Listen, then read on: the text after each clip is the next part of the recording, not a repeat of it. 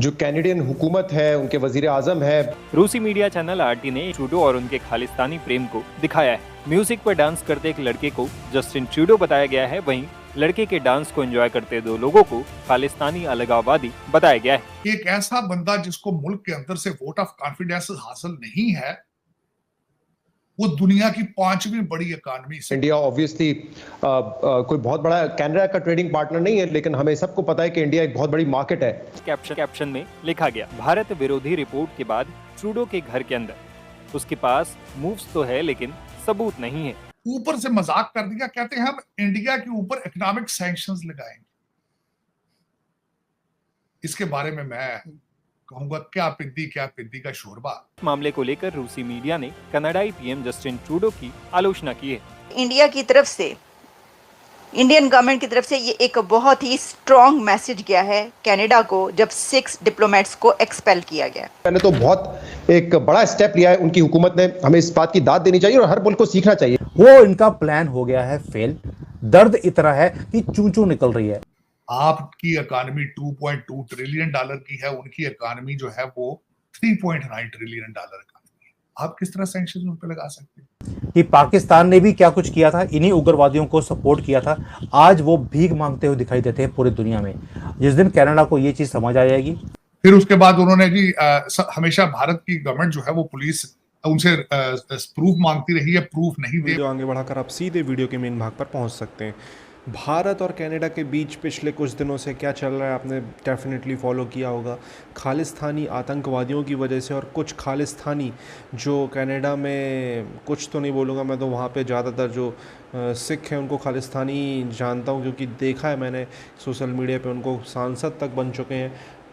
आप देखेंगे वीडियो में किस तरीके से पाकिस्तानी मीडिया भारत के इस कदम की तारीफ कर रहा है। पहले पूरा वीडियो देखते हैं, वीडियो के बाद करते हैं इस टॉपिक पर बात। हुकूमत से बाहर है, एक हुकूमत के अंदर है, क्योंकि बड़ी मुश्किल से वो वोट ऑफ नो कॉन्फिडेंस पे सरवाइव किया है अभी 2 हफ्ते। एक ऐसा बंदा जिसको मुल्क के अंदर से वोट ऑफ कॉन्फिडेंस हासिल नहीं है, वो दुनिया की 5वीं बड़ी इकॉनमी से टक्कर लेने के लिए उसने युद्ध का ऐलान कर दिया। ऊपर से मजाक कर दिया, कहते हैं हम इंडिया के ऊपर इकोनॉमिक सैंक्शंस लगाएंगे। इसके बारे में मैं कहूंगा क्या पिद्दी का शोरबा।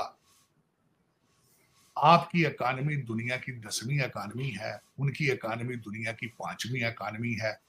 आपकी इकॉनमी 2.2 ट्रिलियन डॉलर की है, उनकी इकॉनमी जो है वो 3.9 ट्रिलियन डॉलर का। आप किस तरह सैंक्शन उन पे लगा सकते हैं? होमवर्क ही कर लेते, किसी बच्चे से कैलकुलेटर मांग लेते भाई कि यार मैं क्या बात कर रहा हूं। फिर उसके बाद उन्होंने जी हमेशा भारत की गवर्नमेंट जो है वो पुलिस उनसे प्रूफ मांगती रही है, प्रूफ नहीं दे पाए। पुलिस कॉन्फ्रेंस की जिसमें 4 बंदे बैठे थे, कोई जवाब नहीं दे पाए पूरा उससे। फिर उनकी जो एक मिनिस्टर है खातून वहां से, उन्होंने जो 5 आई कंट्रीज हैं उनसे सपोर्ट की अपील की। वो कौन कौन से हैं? अमेरिका है, न्यूजीलैंड है, यूके है, इस तरह के। किसी ने उनका हाथ नहीं पकड़ा, किसी ने भारत से अपने रिलेशनशिप खराब करने का अंदिया नहीं दिया। न्यूजीलैंड ने तो यहां तक कह दिया है प्रूफ होंगे तो हम इसके बारे में सोचेंगे, प्रूफ इनके पास नहीं। चले अब उसके बाद इन्होंने अमेरिका से अपील की कि आप हमारी मदद करें। वो कैसे मदद करें? 3 अटैक हो चुके हैं, असैसिनेशन अटेम्प्ट हो चुकी है डोनाल्ड ट्रंप पे, जो सदर रह चुका है और जिसने आगे सदर बनना है, उसके ऊपर 3 अटैक हो चुके हैं। दूसरा, जस्टिन ट्रूडो साहब को मैंने देखा है 2-4 दिनों के अंदर स्पीचें उनकी, बार बार उन्होंने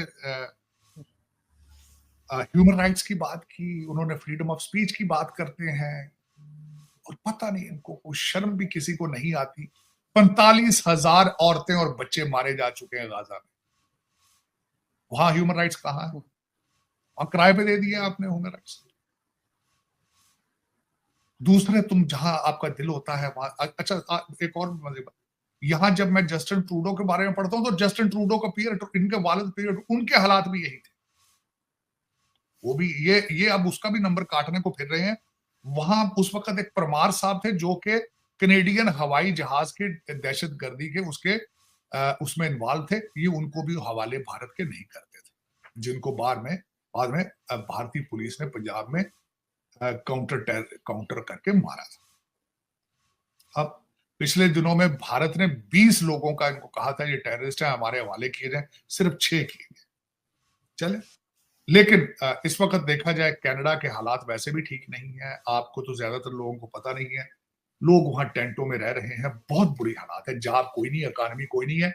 सोशलिस्ट एजेंडा उस बंदे ने दे दे के इस जस्टिन ट्रूडो ने सत्यानाश कर दिया। उसकी वजह भी यही थी, इसी वजह से उनके ऊपर वोट ऑफ नो कॉन्फिडेंस भी हुआ था, लोग बेजार है। चले, जाती दफा उन्होंने खालिस्तान का ऐलान कर दिया हो, भारत को मुबारक हो। और दूसरा मैं इसके यहाँ ये जरूर मेंशन करना चाहूंगा कि इसके ऊपर इस वक्त खालिस्तान का नारा 2 चीजें, या तो फैशन है या कारोबार है। पन्नू साहब का कारोबार है, कुछ लोगों का ये फैशन है। हमारे पप्पू गांधी आए थे, वहां पे उल्टी सीधे बातें करके गए थे। मैं खुद आई विटनेस गवाह हूं इस चीज का, जब भी भारत गया हूं, हरमंदिर साहब गया हूं, मेरे भाइयों जैसे भाई जो है खुद सरदार हैं, मुझे नजर नहीं आता कि six have any problem in India. चले, कारोबार है, फैशन है, एंजॉय करना चाहिए, ड्राइंग रूम की हद तक तो ठीक है। हाँ, या एक जरूर बात करना चाहूंगा, पाकिस्तान के अंदर भी इस वक्त शरारत करने वाले, तेल के ऊपर तीली फेंकने वाले सारे यूके बैठे हैं, अमेरिका। यही रवाज है खालिस्तान का भी। खालिस्तान बनाने वाले सारे यूके या कनाडा या दूसरे मुल्कों में वहां नहीं बैठे,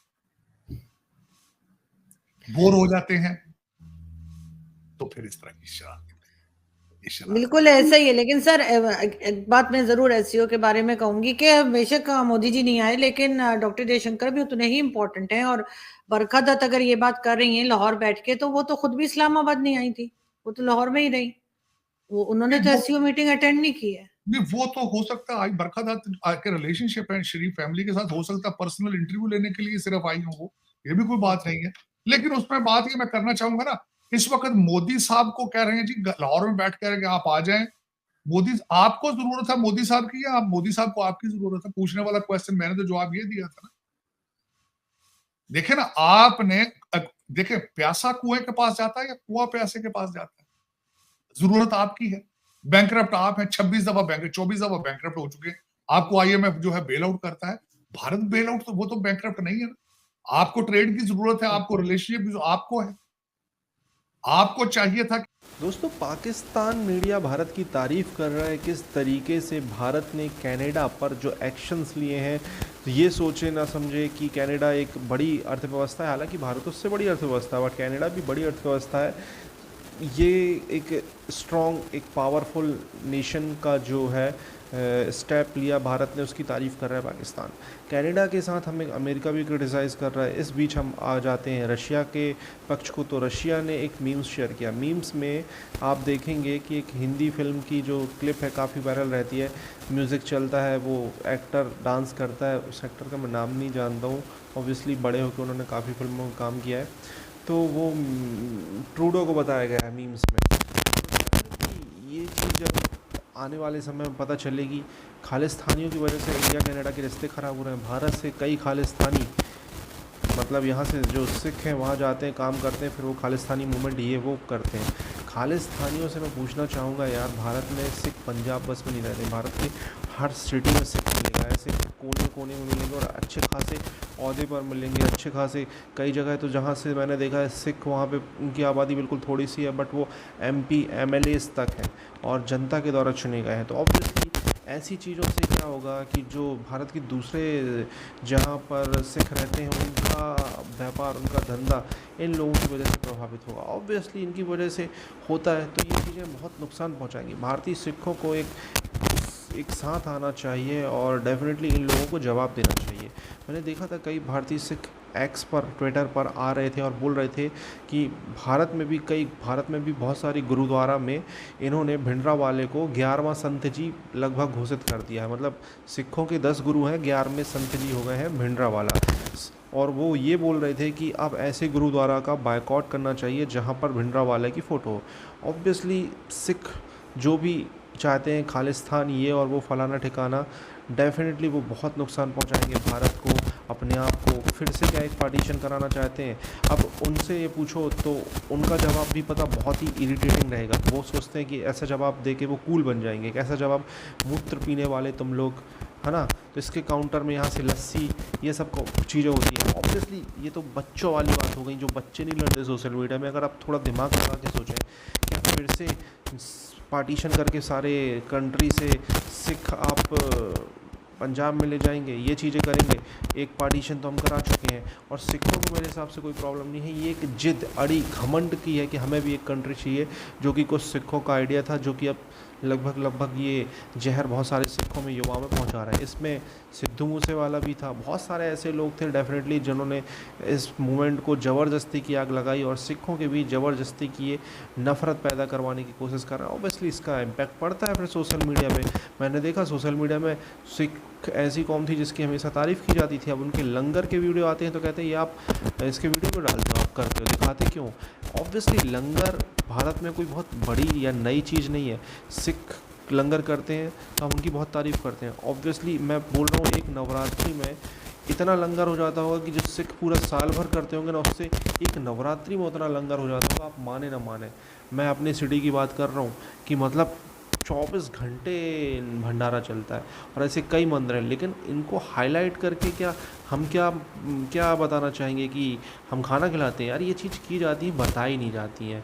ऐसा तो है, आपको भी पता है। तो ठीक है, सिख कौम बहुत ही हमारी ब्रेव कौम है, हमेशा से वो एक सम्मानी रहे और हमेशा से उनका सम्मान किया गया है। बट ये जो ऐसे लोग हैं ना खालिस्तान के, कनाडा में बैठ के जो जहर फैलाते हैं, ऑब्वियसली बहुत मतलब युवाओं में, सोशल मीडिया में ये चीज़ें पता चलती हैं तो फिर बहुत ज़्यादा